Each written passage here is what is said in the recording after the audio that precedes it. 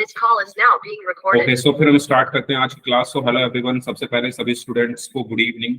तो जैसा कि आपको पता है, हमारा फोर्थ चैप्टर जिसका नाम द्विघात समीकरण है, ये हमारा चैप्टर चल रहा था। और इसमें जो लास्ट क्लास में हमने पढ़ा था, वो हमने पढ़ा था विविक्त कर यानी डिस्क्रिमिनेंट के बारे में। ठीक है, तो मैंने आपको बताया था कि विविक्त कर क्या होता है। अगर मेरे पास कोई समीकरण है जो कि द्विघात समीकरण है, a x square plus b x plus c is equal to 0। अगर मेरे पास कोई द्विघात समीकरण है जिसका मानक रूप क्या है, ये है, जिसकी स्टैंडर्ड फॉर्म क्या है, ये है। ठीक है,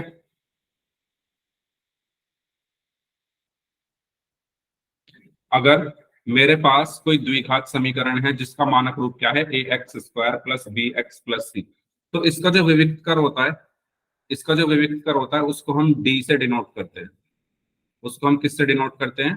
डी से। डी से हम उसको प्रदर्शित करते हैं। और वो किसके बराबर होता है? बताओ किसके बराबर होता है, आप लोग ही बताओ। लास्ट क्लास में आपने किया था ये। B square minus 4ac। B square minus 4ac। Very good Priyanka. B square minus 4ac। ठीक है, तो ये होता है हमारा विविक्त कर। अगर हम अपने क्वेश्चन में से ए बी और सी की वैल्यूज निकाल के उसको इस फॉर्मूले में रख दें तो हमारा विविक्त कर निकल जाता है। ठीक है, तो एक क्वेश्चन मैं आपको दे रहा हूं, आप लोग उस क्वेश्चन को सॉल्व करिए। जैसे कि ये क्वेश्चन है आपके सामने, आपको इसका विविक्त कर निकालना है। तो सभी लोग सॉल्व करें, पोल में आपको भेज रहा हूं, करिए सॉल्व सभी लोग इसको।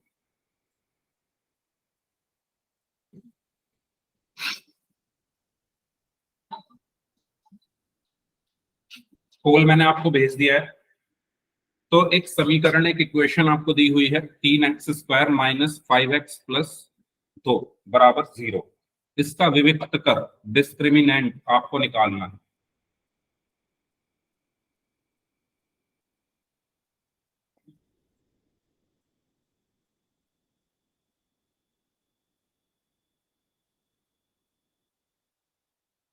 ओके, एक स्टूडेंट का आंसर आ चुका है, उनका आंसर सही है। बाकी लोग भी आंसर करें इस क्वेश्चन का। ओके, 3 लोगों का आंसर आ चुका है, वेरी गुड, तीनों का सही है।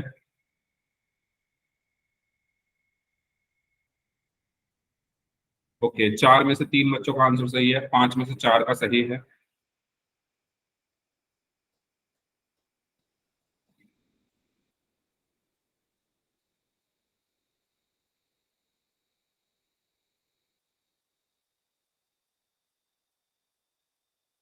बाकी लोग भी आंसर करें, जो लोग बच गए हैं जल्दी से। 6 बच्चों का आंसर आ चुका है, 3 लोग और बचे हैं, जल्दी से आंसर कीजिए भाई, जो स्टूडेंट्स बच गए हैं इस क्वेश्चन को करने के लिए।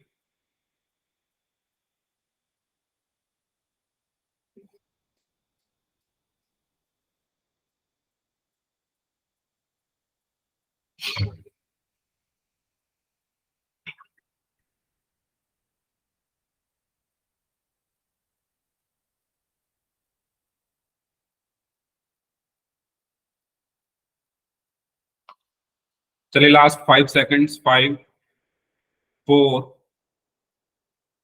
3 2 एंड 1।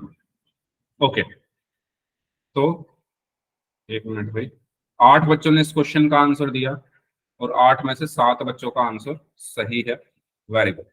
तो इस क्वेश्चन में हमसे क्या कहा गया है? इस क्वेश्चन में हमसे कहा गया है, आपको विवेक, आपको एक समीकरण दी हुई है, 3x square minus 5x plus 2 बराबर 0। आपको इसका क्या निकालना है? विविक्त कर निकालना है। तो विविक्त कर निकालने के लिए का फॉर्मूला क्या होता है? b is equal to b square minus 4ac। लेकिन मुझे b, a और c कहां से मिलेंगे इस क्वेश्चन से? तो मैं इसकी तुलना करूंगा, a x square plus b x plus c बराबर में 0 से। तो a का मान कितना है? 3। ठीक है, a का मान कितना है? 3। b का मान कितना है? -5। और c का मान कितना है? 2। साइन के साथ हमें लिखने होते हैं मान। अब डी बराबर यानी विविक्त कर बराबर क्या होता है, बी स्क्वायर माइनस 4ac। तो डी बराबर क्या हुआ, बी स्क्वायर यानी -5 का स्क्वायर -4, ए की वैल्यू 3, सी की वैल्यू 2।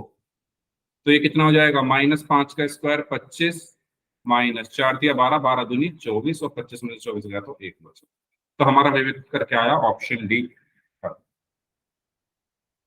ठीक है, क्लियर है सभी को ये क्वेश्चन, इसमें कोई डाउट है तो पूछ लीजिए। इस तरीके से हम क्या निकालते हैं, विविक्त कर को निकालते हैं। आगे बढ़ते हैं, नेक्स्ट क्वेश्चन करेंगे अब हम लोग। चलिए इसको सॉल्व करें सभी स्टूडेंट्स, पोल में ही आंसर करना है।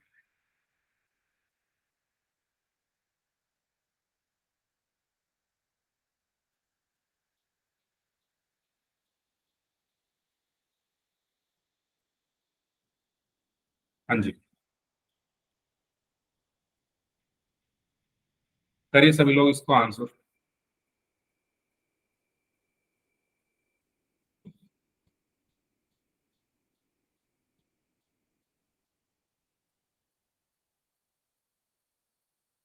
एक मिनट में पोल दोबारा भेज रहा हूँ,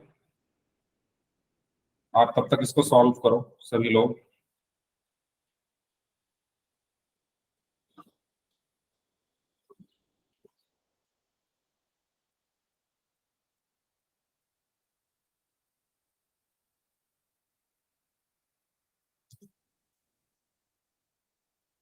हाँ,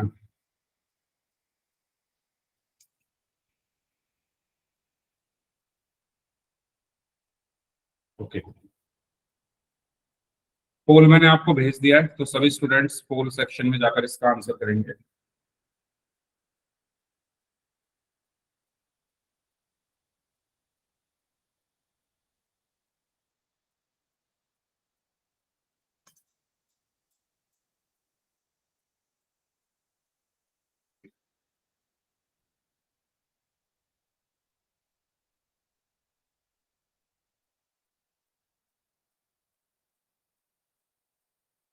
ओके, 5 लोगों का आंसर आ चुका है, बाकी लोग भी आंसर करें भाई इस क्वेश्चन का।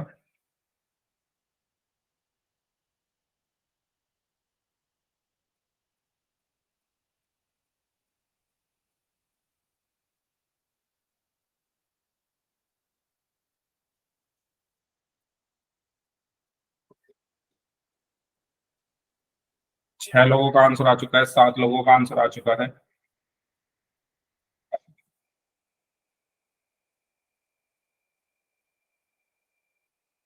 दो लोग और बचे हैं। P x square plus q x plus r बराबर 0 का विविध कर आपको निकालना है। Very good, last 5 seconds, 5, 4, 3, 2, 1। Okay, तो इसमें आपसे क्या कहा गया है, p x square plus q x plus में आर बराबर 0। तो पहले मैं क्या करूंगा, इसकी तुलना करूंगा, किससे तुलना करूंगा, अपने मानक रूप से। मानक रूप मेरा क्या होता है, a x square plus b x plus c बराबर 0 से।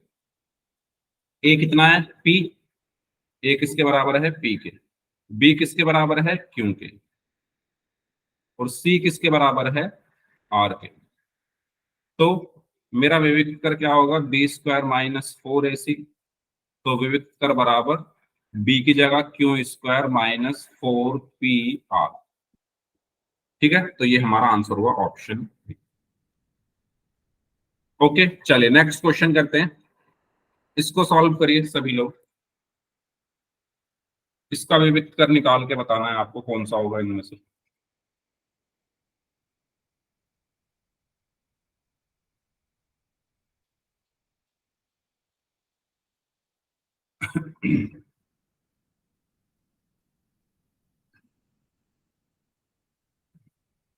यस, करिए सॉल्व।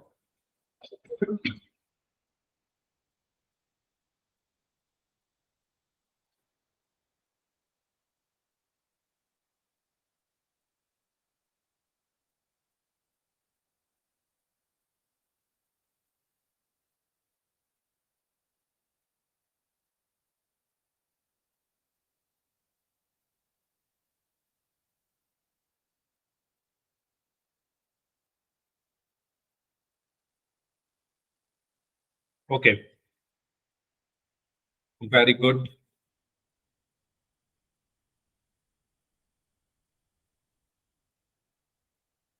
Very good.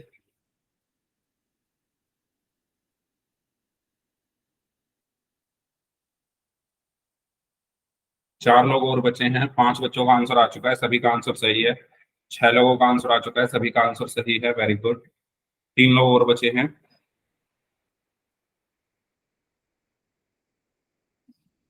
2 लोग और बचे हैं, वेरी गुड। एक स्टूडेंट और बचे हैं।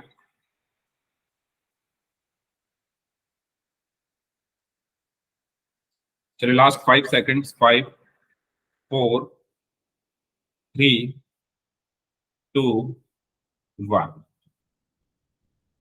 Very good. एक बच्चे ने आंसर नहीं दिया है, बाकी सबने आंसर दिया है और सभी का आंसर सही है। तो क्वेश्चन है हमारा 4x² प्लस 4x+1 बराबर में 0। तो ए कितना है यहाँ पर? ए कितना है? 4। क्यों है? क्योंकि मैं इसकी तुलना करूंगा किससे?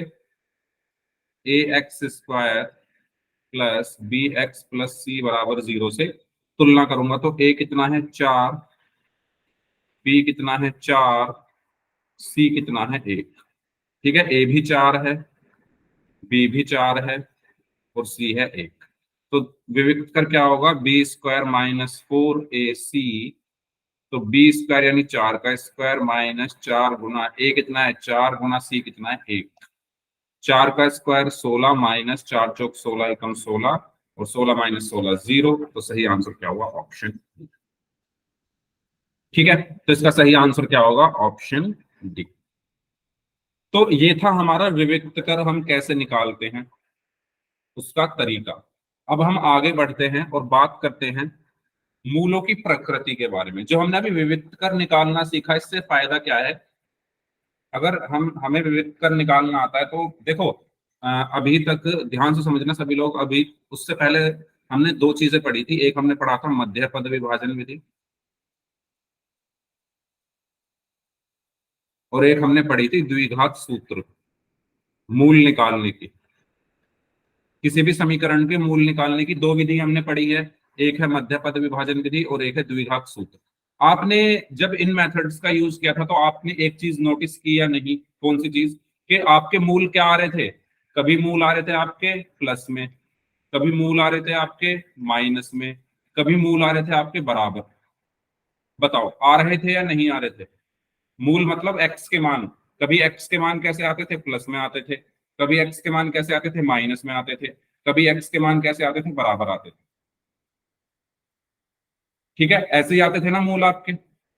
तो अगर आपको बिना इन दोनों चीजों का यूज किए ये पता लगाना हो कि मूल हमारे प्लस में है या माइनस में है या बराबर है, तो वहां पर हम किसका यूज करते हैं? विविक्त कर का।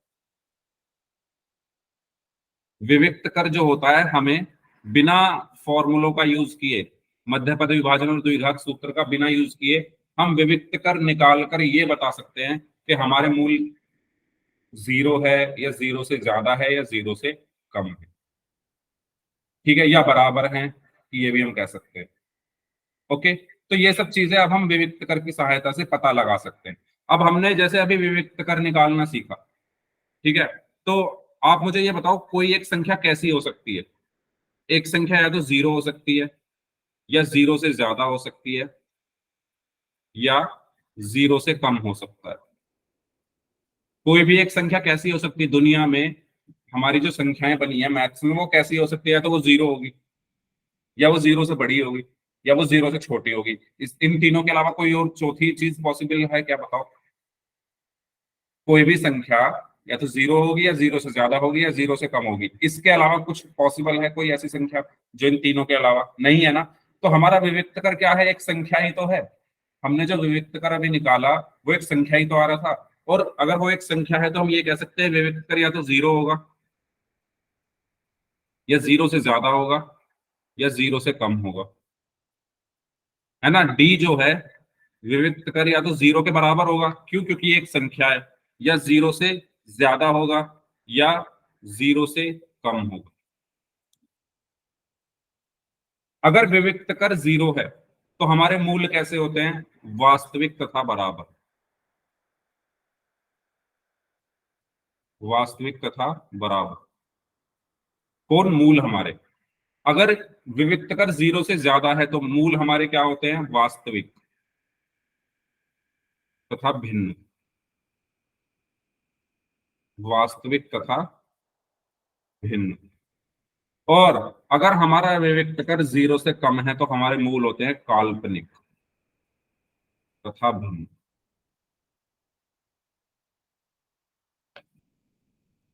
ये बात सभी को क्लियर है? क्यों होते हैं? देखो इसका रीजन कोई बताएगा मुझे? सर आपने बता तो दिया कि अगर विविक्त कर 0 है तो मूल ऐसे होंगे, 0 से ज्यादा है तो ऐसे होंगे, 0 से कम है तो ऐसे होंगे। लेकिन होते क्यों हैं ऐसे? देखो, हालांकि ये चीज समझना भी जरूरी नहीं है, ये एग्जाम में बस आपसे इतनी चीज ही पूछी जाती है कि विविक्त कर अगर 0 है तो क्या होगा, 0 से ज्यादा है तो क्या होगा। लेकिन मैं बता रहा हूँ आपकी अंडरस्टैंडिंग के लिए, जिससे आपको पता रहे कि ऐसा हो क्यों रहा है। देखो, जो आपने फॉर्मूला पढ़ा था, ये फॉर्मूला पढ़ा था ना आपने, -b plus minus under root b square minus 4ac/2a। तो ये जो बी स्क्वायर माइनस 4ac है विविक्त करी तो है, यानी मैं इसको ऐसे लिख सकता हूँ x is equal to -b plus minus under root में d/2a। तो आप खुद सोचो, अगर d यहाँ 0 आ गया, अगर d बराबर 0 है तो यानी ये चीज तो खत्म है फिर।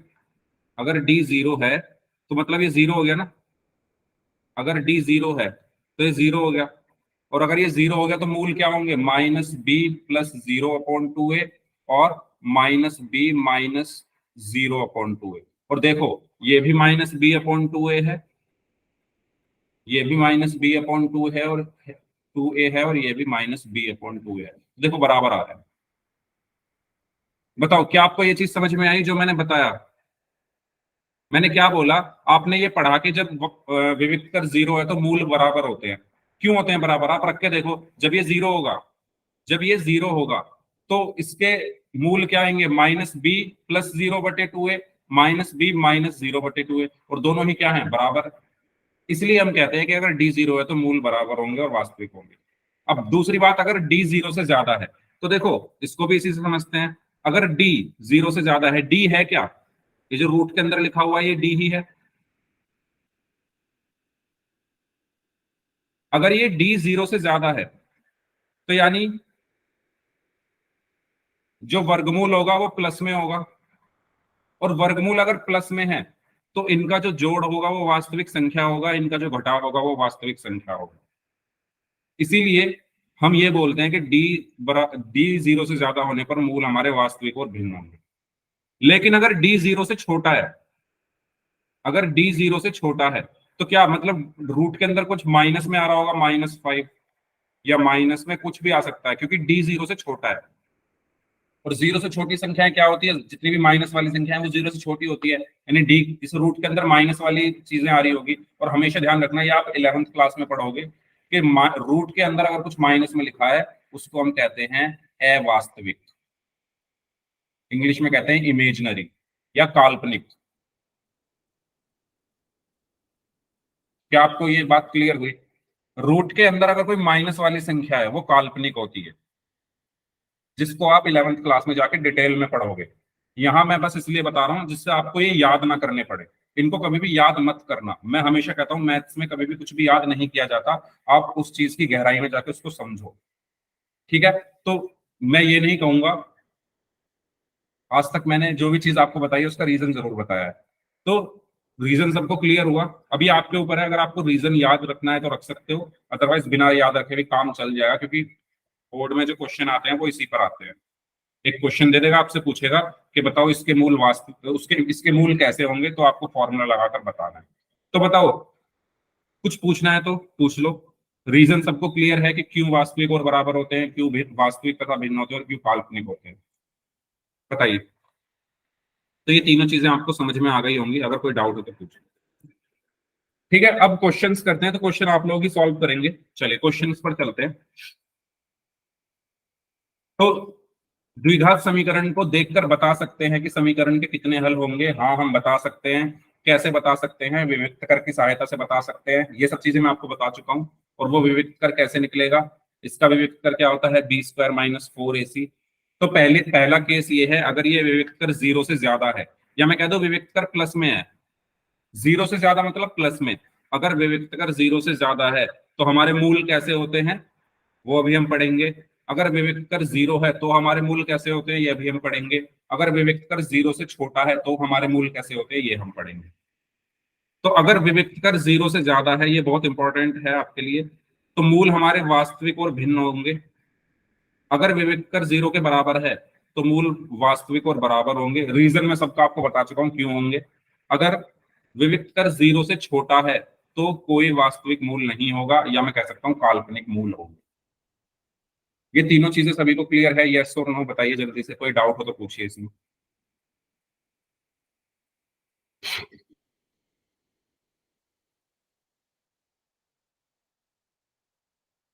सभी को क्लियर हो गया ये?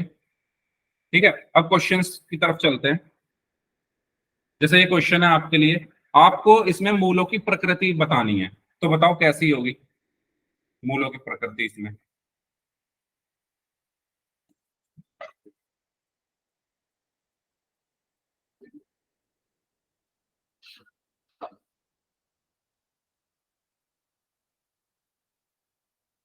विविक्त कर आप निकालो और देखो क्या वो 0 से ज्यादा है, या वो 0 से कम है, या वो 0 के बराबर है, और उसके अकॉर्डिंग आप आंसर दे सकते हो कि मूल हमारे कैसे होंगे।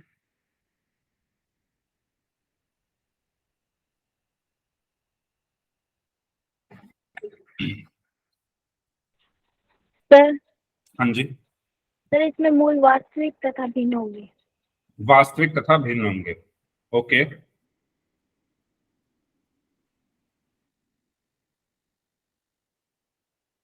बाकी लोगों का क्या आंसर आया है आप भी बता दीजिए। सर हाँ जी, इसमें मूल वास्तविक तथा भिन्न ही होंगे। ओके। वास्तविक तथा भिन्न, ओके वेरी गुड। हाँ, डी जो है वो 0 से बड़ा आ रहा है। ठीक है, तो मैं डी यानी विविक्त कर इसका निकालूंगा, जो कि आपको निकालना आता ही है। So x square plus 5x plus 6 बराबर 0। इसकी तुलना हम करेंगे पहले a x square plus b x plus c बराबर 0 से। तो यहाँ पर ए कितना है, 1, बी कितना है, 5, और सी कितना है, 6। विविक्त कर किसके बराबर होता है, बी स्क्वायर माइनस 4ac के। तो विविक्त कर आया बी का मान 5 का स्क्वायर माइनस 4 गुना ए कितना है, 1 गुना सी कितना है, 6। तो यहां से हमें विविक्त कर कितना मिलेगा, डी बराबर 25 माइनस 4 एकम 4, 4 छिक 24, 1। और ये 0 से ज्यादा है। अगर देखो हमारा प्लस में आ रहा है कुछ भी आंसर तो वो 0 से ज्यादा होगा, माइनस में आ रहा है तो 0 से कम होगा, 0 आ रहा है तो 0 होगा। ठीक है, तो पहचानने का तरीका यही है, क्योंकि 0 से ज्यादा जितने भी पॉजिटिव वाले नंबर्स हैं वो 0 से ज्यादा होंगे, यानी यहाँ पर विविक्त कर क्या आ रहा है, 0 से बड़ा आ रहा है। 1 0 से बड़ा है ना, तो विविक्त कर यानी 0 से ज्यादा आ रहा है। अगर हमारा विविक्त कर प्लस में आ रहा है तो इसका मतलब 0 से ज्यादा है। अगर विविक्त कर माइनस में आ रहा है तो हम बोलेंगे विविक्त कर 0 से छोटा है। अब जब विविक्त कर 0 से ज्यादा होता है तो हमारे मूल उस केस में कैसे होते हैं, वास्तविक और भिन्न होते हैं। वास्तविक तथा भिन्न। तो ये मूलों की प्रकृति होगी। ठीक है, इस तरीके से हमने सॉल्व किया। अभी अगर किसी स्टूडेंट को इस क्वेश्चन में कुछ भी पूछना है तो आप पूछ लीजिए, और अगर सभी को ये क्लियर है तो वाई टाइप कर दीजिए चैट बॉक्स में। फिर हम नेक्स्ट क्वेश्चन की तरफ बढ़ रहे हैं। चलिए अगला सवाल करें फिर। ठीक है, नेक्स्ट, इसको सॉल्व करके बताइए कि मूलों की प्रकृति कैसी होगी।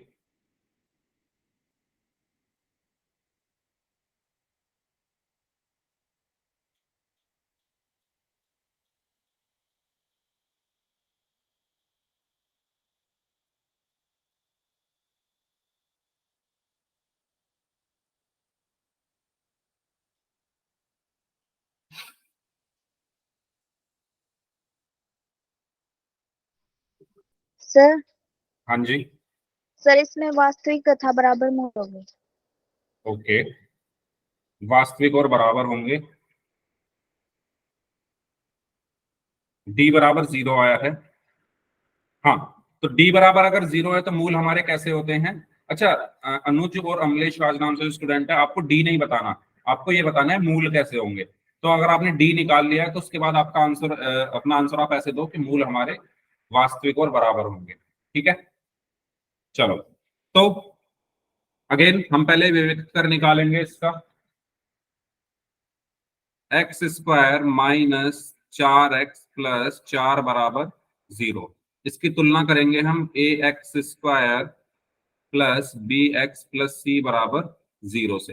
तो ए का मान कितना है? 1। बी का मान कितना है? -4। सी का मान कितना है? 4। तो विविक्त कर बराबर बी स्क्वायर माइनस 4ac। तो विविक्त कर बराबर -4 का स्क्वायर 16 -4 गुना 1 गुना 4, और ये क्या आया? 16 माइनस 4 चौक 16 यानी 0। तो जब विविक्त कर 0 आता है तो हमारे मूल कैसे हो जाते हैं? बराबर और वास्तविक। मूल क्या होते हैं? वास्तविक तथा बराबर। ठीक है, तो हमने दो तरह के क्वेश्चन पढ़ लिए हैं। एक क्वेश्चन में था कि डी जो था वो 0 से बड़ा था, तो वहां पर मूल कैसे थे? वास्तविक थे और भिन्न थे। अगर डी 0 के बराबर है तो मूल कैसे होंगे? वास्तविक और बराबर होंगे। ठीक है, अब तीसरे टाइप का क्वेश्चन आपके सामने आ रहा है और वो है ये। तो इसमें आप इसको आप सॉल्व करके बताइए।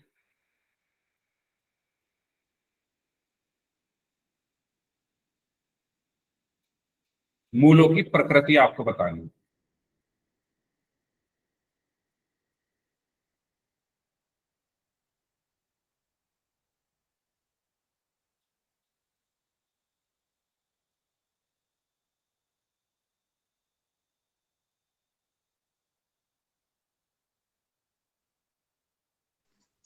सर हाँ जी,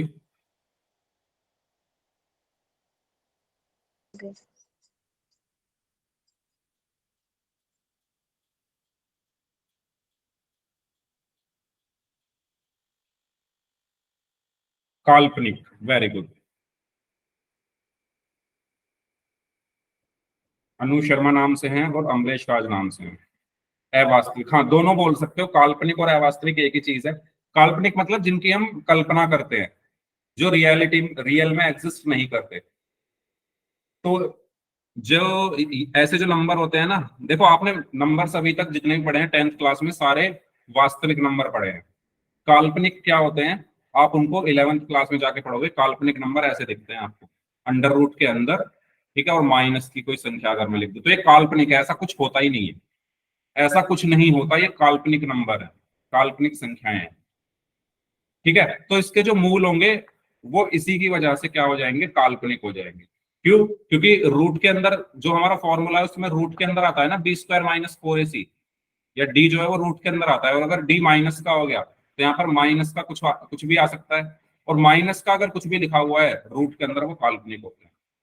ठीक है, तो इसीलिए चलो अब इसको पूरे को सॉल्व कर लेते हैं। तो यहाँ पर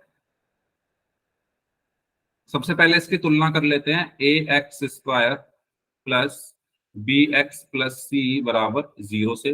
तो ए का मान कितना है? 5। बी का मान कितना है? -4। और सी का मान कितना है? 1। तो डी बराबर बी स्क्वायर माइनस 4ac। तो डी बराबर बी का स्क्वायर यानी -4 का स्क्वायर 16 -4 गुना 5 गुना 1, और 16 माइनस 20 कितना आएगा? -4। ठीक है, और ये माइनस में आ रही है संख्या, यानी जब आप इसको सॉल्व करने बैठोगे ना, जब आप इसके मूल निकालने बैठोगे, फॉर्मूला लगाओगे x is equal to -b plus minus under root, और जब यहाँ आता है बी स्क्वायर माइनस 4ac तो उसमें आएगा -4 अपॉन में 2a।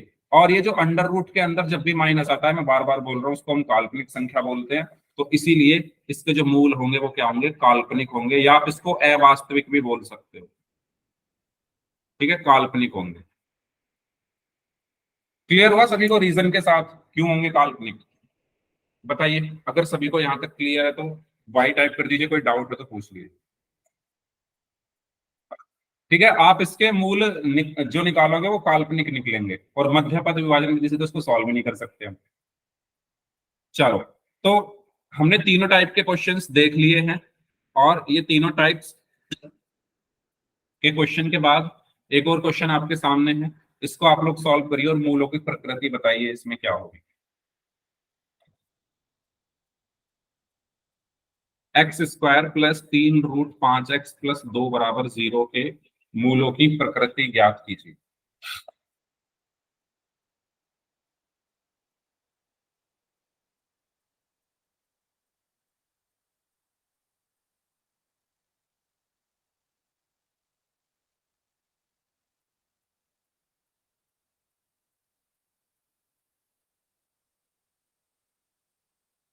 सर इसमें मूल वास्तविक तथा भिन्न होंगे। वास्तविक और भिन्न, okay, very good.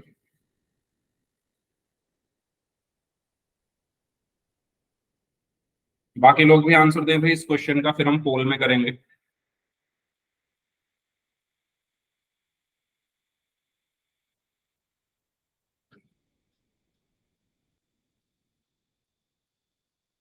X square plus 3√5x plus 2 is equal to 0। वास्तविक और भिन्न, वेरी गुड। तो सबसे पहले ए बी सी की वैल्यूज हम निकाल लेते हैं। A x square plus b x plus c बराबर 0 से जब मैं इसकी तुलना करूंगा तो ए मुझे कितना मिलेगा, 1, बी मुझे कितना मिलेगा 3√5 और सी मुझे कितना मिलेगा 2। फिर विविक्त कर निकालूंगा डी बराबर बी स्क्वायर माइनस 4ac से, तो डी बराबर बी का मान कितना है 3√5 का स्क्वायर माइनस 4 इंटू ए कितना है 1, सी कितना है 2। तो यहां पर मुझे डी कितना मिला, देखो 3 का स्क्वायर 9, √5 का स्क्वायर 5, तो 9 गुना 5 माइनस 4 दूनी 8, डी बराबर 9 पंजे 45 माइनस 8, और 45 में से 8 गए तो कितना बचे 37। तो ये डी से, ये जो 37 है वो 0 से ज्यादा है, यानी डी जो है वो 0 से ज्यादा है। और अगर डी 0 से ज्यादा है तो हमारे मूल क्या होते हैं, वास्तविक तथा भिन्न।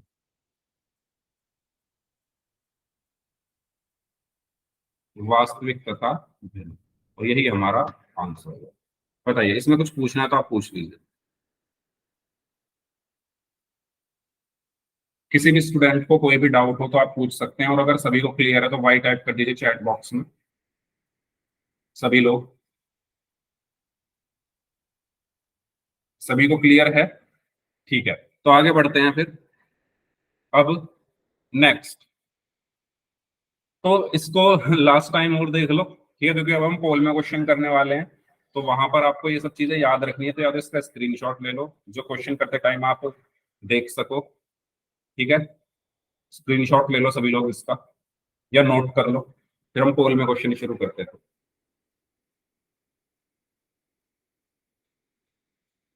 ले लिया सभी ने स्क्रीनशॉट, तो यस टाइप कर दो चैट बॉक्स में। ओके, तो पोल में क्वेश्चंस करें फिर स्टार्ट, ठीक है। तो ये क्वेश्चन है आपके लिए,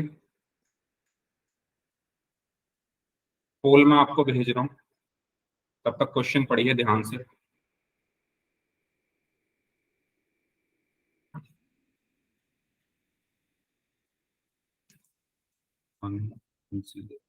फोर 24, तो इसमें 4 ऑप्शन हैं, ए बी सी और डी। ए बी डी और बी, और मैंने पोल आपको अपनी तरफ से भेज दिया।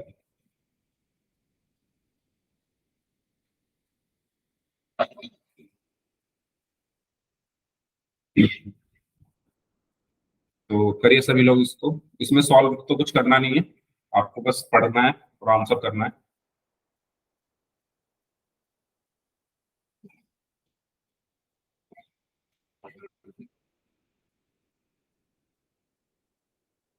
एक स्टूडेंट और बचे हैं,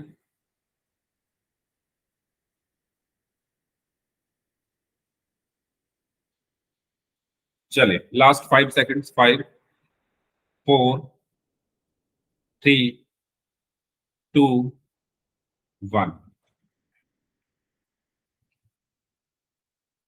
तो आसान था इसमें, ठीक है। देखो, जब डी 0 से ज्यादा है तो मूल हमारे कैसे होते हैं, वास्तविक होते हैं और भिन्न होते हैं। तो सही आंसर ऑप्शन ए होगा। वास्तविक और बराबर कब होते हैं? जब डी 0 के बराबर हो। और वास्तविक कब नहीं होते हैं? जब डी 0 से छोटा हो। तो यहाँ पर बोला गया है डी जो है वो 0 से ज्यादा है, और अगर डी 0 से ज्यादा है तो मूल हमारे कैसे होंगे? ऑप्शन ए इसका सही आंसर होगा। ठीक है, चलिए नेक्स्ट, इसको करिए सॉल्व।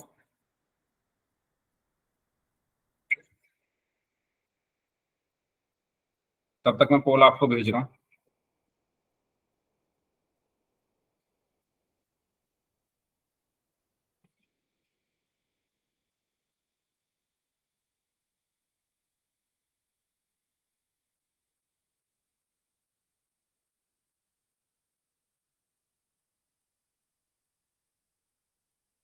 पोल मैंने आपको भेज दिया है, करिए सभी लोग इसको सॉल्व, तो दीजिए आंसर।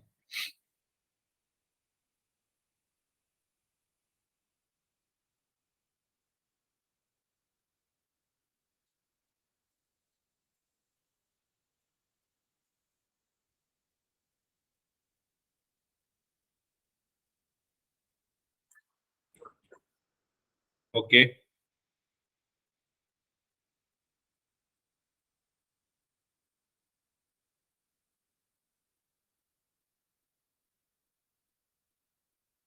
तीन लोगों का आंसर आ चुका है, तीनों का आंसर सही है, वेरी गुड।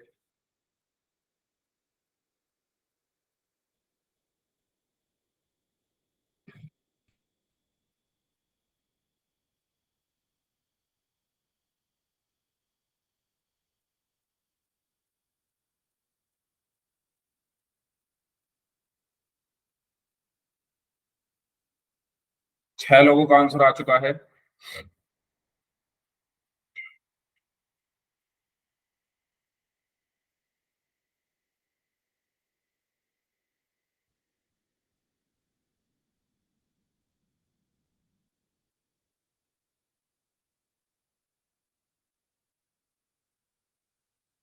सात लोगों का आंसर आ चुका है।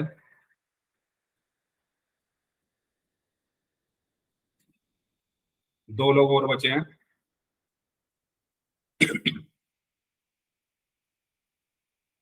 चलिए लास्ट 5 सेकेंड्स, 5, 4, 3, 2, 1। ओके, देखिए इस क्वेश्चन में हमें दिया हुआ है x² प्लस 7x+12 बराबर 0, और इसको मैं कंपेयर करूंगा ax² प्लस bx+c बराबर 0 से। तो a का मान कितना है? 1। b का मान कितना है? 7। और c का मान कितना है? 12। ठीक है, b का मान 7 और c का मान 12। तो d निकालूंगा मैं, d किसके बराबर होता है? b² - 4ac के। तो d बराबर 7 का स्क्वायर -4 गुना 1 गुना 12। डी बराबर 7 का स्क्वायर 49 - 4 एकम 4 गुना 12 48। तो कितना बचा? 1। और ये क्या है? डी इस बार 0 से ज्यादा है, कि 1 0 से ज्यादा होता है। और अगर डी 0 से बड़ा है तो हमारे मूल कैसे होंगे? वास्तविक और भिन्न होंगे। तो इसका सही आंसर क्या होगा? ऑप्शन। ठीक है, क्लियर सभी को? नेक्स्ट क्वेश्चन करें। इसमें कोई डाउट है तो पूछ लीजिए। इसमें अगर किसी कोई डाउट है तो पूछ लीजिए, फिर नेक्स्ट पोल में क्वेश्चन करते हैं। ठीक है, चलिए इसको सॉल्व करें सभी स्टूडेंट्स। पोल में ही आंसर करना है इसका भी। पोल में आपको भेज रहा हूं।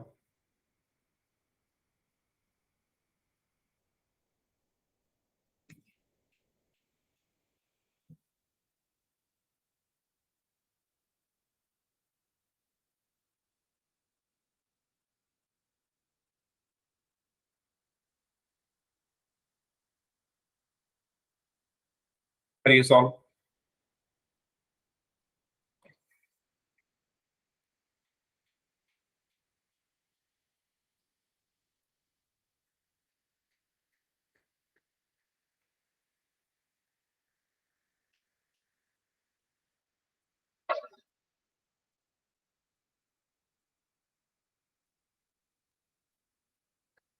ओके,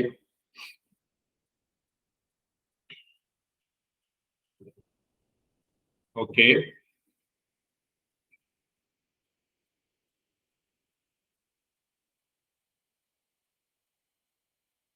तीन लोगों का आंसर आ चुका है, चार लोगों का आंसर आ चुका है, सभी का आंसर सही है, वेरी गुड। बाकी लोग भी करें इसको सॉल्व।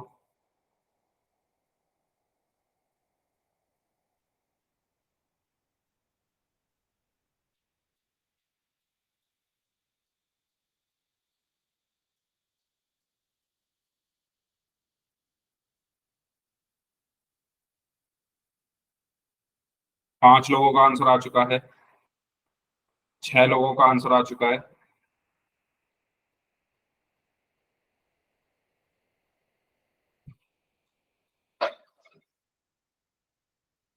दो लोग और बचे हैं।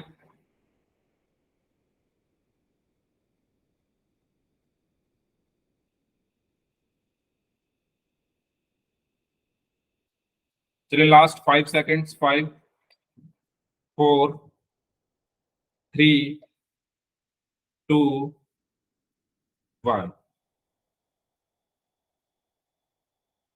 तो इस क्वेश्चन में अगर मैं देखूं मुझे क्या क्या चीजें दी हुई है, ए कितना है 4, बी कितना है -5, सी कितना है 3। अच्छा, ए किधर है?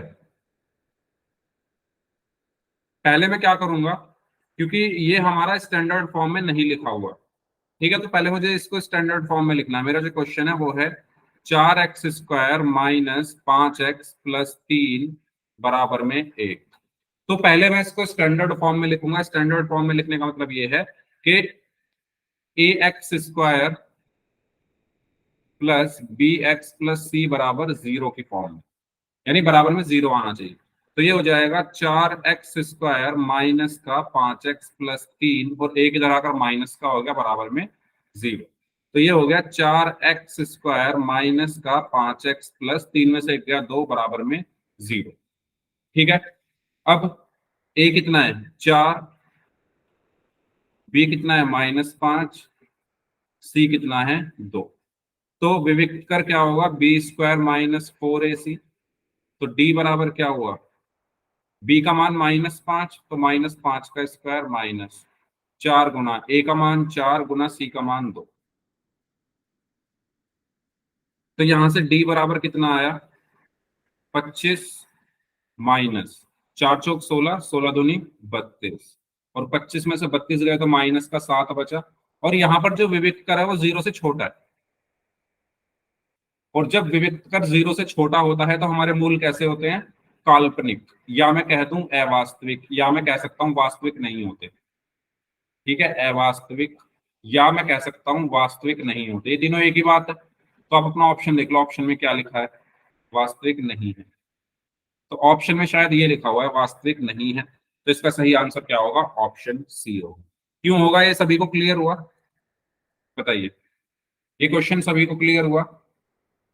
तो आप इस चीज का भी ध्यान रखना कि आपकी इक्वेशन स्टैंडर्ड फॉर्म में है या नहीं। स्टैंडर्ड फॉर्म का मतलब इक्वल टू में 0 भी आनी चाहिए। यहाँ पर 0 नहीं आ रही थी, यहाँ पे 1 आ रहा था ना, क्योंकि स्टैंडर्ड फॉर्म में लिखना इसलिए जरूरी है क्योंकि मुझे अल्टीमेटली ए बी सी की वैल्यूज तभी तो मैं लिख सकता हूँ।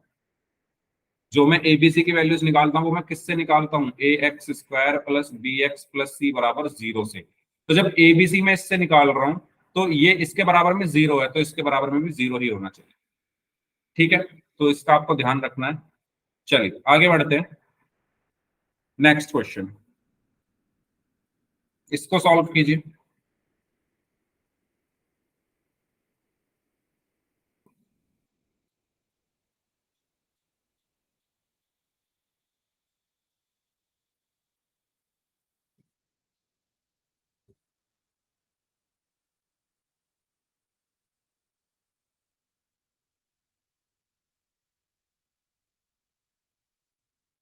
हाँ जी,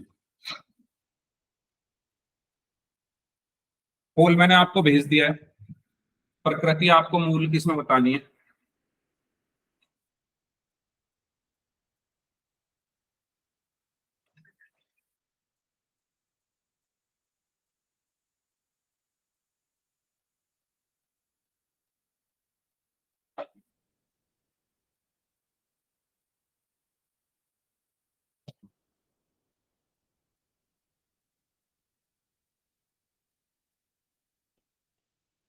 ओके, दो लोगों का आंसर आ चुका है, दोनों का सही है।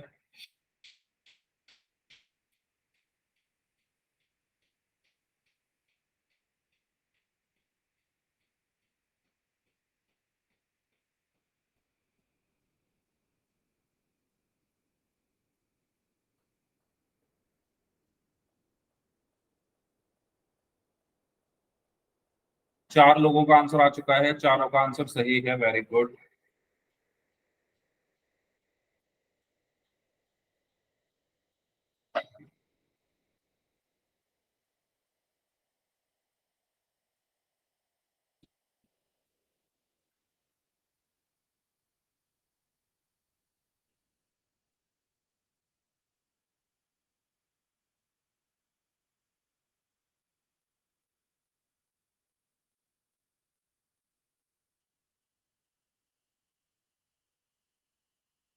हाँ जी, चार लोग अभी भी बचे हुए हैं।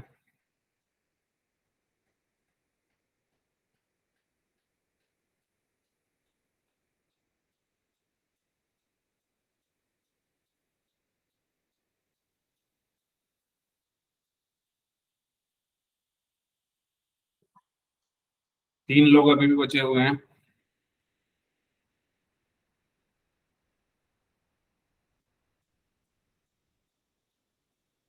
दो लोग अभी भी बचे हुए हैं।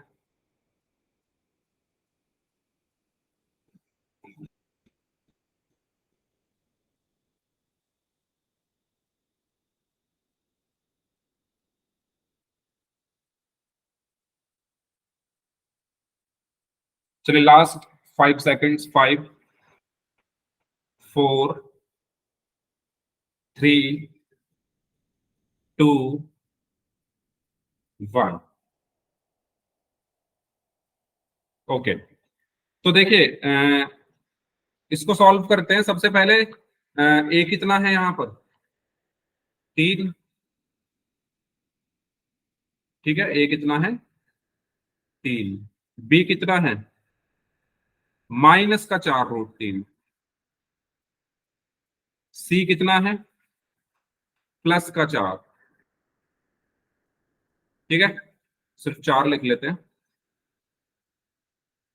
मुझे क्या निकालनी है? मूलों की प्रकृति। तो डी क्या होता है? B² -4AC। तो डी बराबर क्या होगा? -4√3 -4 ए कितना है? 3। सी कितना है? 4। तो ये हुआ डी बराबर -² +4 16 और √3 3। -4 × 12 12 × 4 = 48। तो डी बराबर 16 × 48 -48। और 48 -48 क्या आया? 0। और अगर विविक्त कर 0 आता है तो हमारे मूल कैसे होते हैं? वास्तविक और बराबर। ठीक है, तो हमारे मूल की प्रकृति क्या होगी? वास्तविक तथा बराबर। वास्तविक तथा बराबर। ठीक है, तो इसका सही आंसर क्या होगा? Option B. क्लियर सभी को? यहां तक कोई डाउट हो तो बताइए। बताइए भाई, पिछला क्वेश्चन सबको क्लियर हो गया है? चलिए, अब आपके सामने ये बहुत इंपॉर्टेंट क्वेश्चन है, के वाले जो क्वेश्चन है ना, के वाले या एम, जहां पर आपको के का मान पूछा जाता है। ये very very important, board exam में पक्का आता है एक क्वेश्चन है कि के की वैल्यू निकालो। 3 नंबर में आता है, या अगर बड़ा क्वेश्चन है इसमें ऐड एक और क्वेश्चन ऐड करके 5 नंबर का भी आ सकता है। तो ये बहुत इंपॉर्टेंट क्वेश्चंस हैं, तो इनको आप सभी लोग ध्यान से करेंगे। तो पहले आप लोग ही करके बताओ के का मान क्या होगा अगर इसके मूल, इस समीकरण के मूल वास्तविक और बराबर है।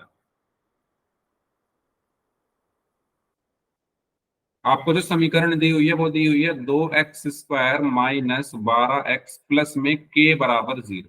आपसे ये कहा गया है कि इस समीकरण के मूल वास्तविक और बराबर हैं, तो के का मान बताओ कितना होगा। तो बताइए कैसे करोगे?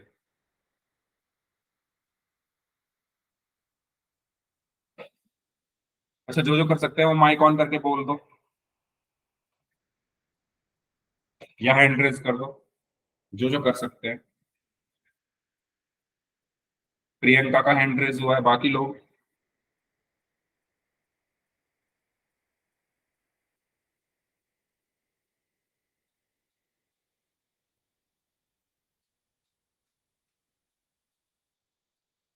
देखो मैं बता देता हूं, क्योंकि सिर्फ प्रियंका ने हैंड रेज किया, बाकी लोग कर सकते हो क्या? देखो इस क्वेश्चन में आपको क्या देखना है, आप question k is equal to 18, okay answer आया है k बराबर 18, 20² माइनस 4ac, तो 144 माइनस 8k, तो 8k बराबर 144, तो k बराबर 144 बटे 8, 8 एकम 8, 18, हाँ 18 आएगा, वेरी गुड।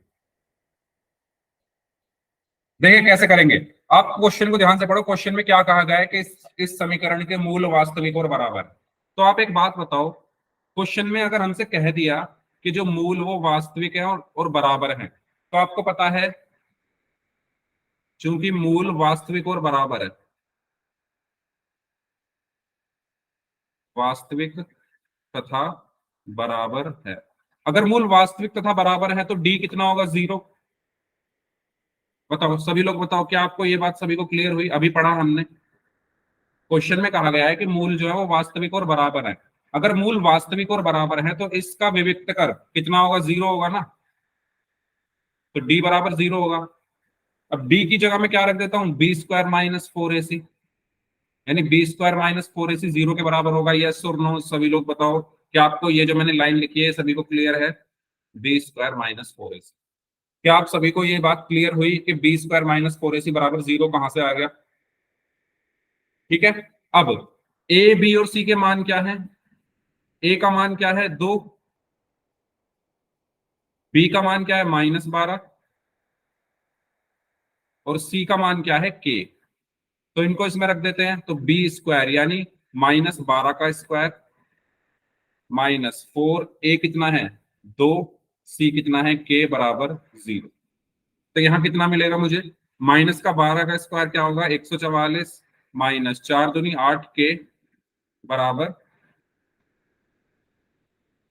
0। ठीक है, 8k को इधर ले जाऊंगा अगर मैं, तो ये 144 बराबर 8k, और या मैं इसको ऐसे भी लिख सकता हूं, 8k बराबर 144 और k बराबर 144 बटे 8, तो 8 एकम 8, 8 अट्ठे 64, तो k बराबर 18। तो ये हमारा आंसर है। बहुत इंपॉर्टेंट है ये क्वेश्चंस, बताइए क्लियर हुआ सभी को? आसान है पर, है ना, आसान भी है और इम्पोर्टेंट भी है, तो हमारा फायदा है उस चीज में, जो चीज आसान हो और बहुत इंपॉर्टेंट है। तो क्लियर हुआ सभी को ये? ठीक है, इस तरीके से हमें सॉल्व करना है। चलो, तो k का मान कितना आया? 18। चलिए चलो इसमें टाइम लगेगा, इसको हम नेक्स्ट क्लास में कर लेंगे। ठीक है, इस क्लास को हम यहीं तक रखते हैं, इसी क्वेश्चन तक। अब जिनके डाउट्स हैं वो लोग अपने डाउट्स पूछ लीजिए एक एक करके, और बाकी लोग जा सकते हैं। जिनके डाउट्स हैं वो लोग अपने अपने डाउट्स पूछ लीजिए।